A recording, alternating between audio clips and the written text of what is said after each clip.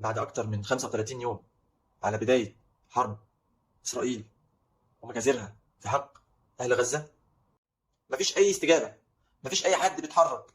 أطفال بتموت، نساء بتموت، شوف مناظر بيوت بتتهد على الناس اللي فيها، أشلاء بتطلع، يعني مناظر لا توصف. أشلاء بتطلع وناس أبرياء، مفيش حد بيتحرك. المستشفيات دلوقتي الكهرباء قطعت عنها بسبب إن أول ما الحرب بدأت على طول قطعوا الكهرباء والمية والوقود، وبيحاولوا يقطعوا الاتصالات من وقت للتاني، وبيمنعوا المساعدات اللي بتدخل، ومحرجين على مصر ان هي تفتح المعبر علشان تخلي الناس تهرب، او حتى يعالجوا المصابين او يدخلوا مساعدات. مقيدين حركه كل حاجه، وشغالين ضرب من الجو ومن الارض ومن البحر. والمجتمع الدولي قاعد بيتكلم، مفيش اي حركه، مفيش اي تحرك. في 2015 لما دخل اثنين ملثمين في مقر صحيفه شارل ابدو في باريس فرنسا، وقتلوا حوالي 20 موظف، انت عارف ايه اللي حصل؟ العالم كله اتقلب، والدول كلها قدمت مسيرات تضامنيه واحتجاجات عن حريه الصحافه. بالرغم من ان هذه الصحيفه في يوم من الايام قبلها بسنتين ثلاثه نشرت رسوم مثيره للنبي صلى الله عليه وسلم ولا حريه الصحافه، و50 من قاده دول العالم لا سيما العالم الغربي تحديدا عملوا مسيرات تضامنيه في شوارع باريس. هديك كمان مثال في الحرب الروسيه الاوكرانيه اللي بدات في فبراير 2022، دعم كامل لاوكرانيا بالذات من امريكا والقوى الغربيه الاخرى، وعقوبات اقتصاديه على روسيا، وتنديد وحركه، عاملين حركه غير طبيعيه عشان يوقفوا روسيا. دلوقتي وصلنا ل 11 واكثر من 11,000 شهيد ومفيش حد بيتحرك. حتى الدول الكبيره في العالم زي روسيا والصين مش داخلين القضيه علشان واقفين مع فلسطين او عشان بيحبوا المسلمين ابدا. ربنا قال ولن ترضى عنك اليهود ولا النصارى حتى تتبع ملتهم، عشان تبقى خالصين يعني. الناس دي داخله علشان تقف ضد امريكا في اي مكان. هم عايزين يبقوا زي امريكا، بيناطحوا امريكا، اينما ذهبت امريكا ذهبوا ضدها. امريكا دعمت اوكرانيا، الصين تدعم روسيا. امريكا عايزه تعاقب ايران، روسيا تساعد ايران. امريكا عايزه تقف مع اسرائيل، روسيا والصين يقفوا مع فلسطين. بس كده، هي الموضوع موضوع سياسي بحت، موضوع صراع قوة عظمى وخلاص، احنا مالناش دعوه بيه، وبالتالي مفيش نتيجه بتحصل.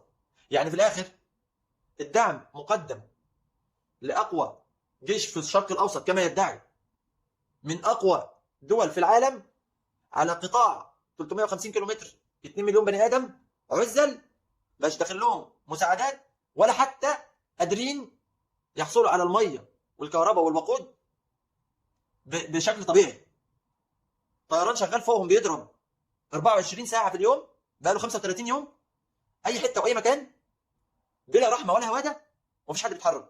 عشان بس الناس بتتكلم عن الحريات والحقوق ومنع الاحتلال والظلم والكلام ده، الكلام ده الدول الغربيه يا جماعه هي اللي عملته عشان تعرف تحقق اطماعها في الدول، علشان يجوا عليك يقول لك انت وحش، انت ما بتحققش حقوق الانسان، ويسكتوك ويخرسوك. انما هم ينتهكوا حقوق الانسان ويدعموا منتهك حقوق الانسان وقاتل الانسان، ومفيش مشكله عندهم. دلوقتي خلاص نسوا الحقوق اللي هم اخترعوها وصدعونا بيها طول حياتهم. وطبعا لا انسى الخذلان الاسلامي والعربي اللي حاصل، وبشكل يعني انا مش عارف، بشكل رهيب.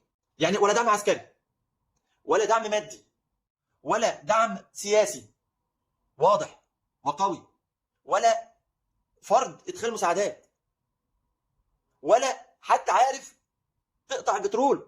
البترول اللي بيسير كل شيء في اوروبا وامريكا واسرائيل ما انتش عارف تقطعه، وانتوا كمسلمين وعرب اكبر دول منتجه البترول. يعني ابسط سلاح اقطع البترول، ما تتدخلش عسكريا ولا تساعد ماديا ولا تتكلم سياسيا، اقطع البترول. مش عايز يقطع البترول، مش قادر. طب اسحب السفر، اقطع العلاقات، مش قادر. طب ايه اللي بيحصل؟ طب انت عايز ربنا ينصرك ازاي؟ عايز ربنا يديك عزه وكرامه ازاي؟ ليه عايز تفضل تحت رجلين امريكا واعوانها؟ ليه؟ تستفيد ايه؟ ما تستقوى باخواتك، ما انت عندك الموارد بتاعتك. مش عارف. العالم لا يحترم الا القوي، ولا يهتم الا لمصالحه، والكبار هم اللي بيحركوا المشهد، وهم اللي بيتحكموا فيه، وبيأثروا على اي حد هيحاول يدعم اي حاجه ضد مصالحهم. انا عارف ان انا وانت ما نقدرش نعمل حاجه، ولو في حد بيسمعني يقدر يعمل حاجه فانا بقول له اتق الله، اتق الله. هتموت وهتخش قبرك، ومش هتلاقي حد يعذرك لما تتسأل ليه ما ساعدتش اخواتك. اللي مطلوب مني ومنك كافراد عاديه، اول حاجه الدعاء. ما تنساش اخواتك من الدعاء.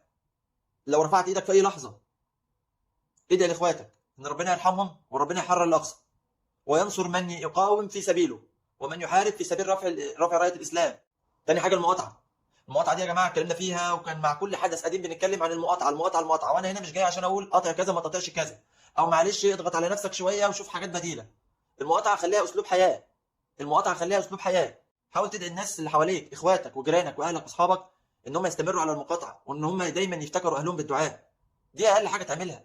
مفيش مشكله انك تعمل شير لبوست شايف فيه انه اخواتك محتاجين مساعده، او تذكر فيه اخواتك اللي اصدقائك على الصفحه بانه في اخواتكم في فلسطين افتكروهم بالدعاء، افتكروهم بالمقاطعه، بنصره القضيه الفلسطينيه، بنشر الوعي بين اخواتك، علشان نبقى كلنا جبهه واحده، ما نبقاش متفرقين، ما نبقاش لسه مش عارفين فين عدونا، لان عدونا يعلم تماما ان احنا لو عرفناه وقدرنا نحاربه صح هينتهي للابد.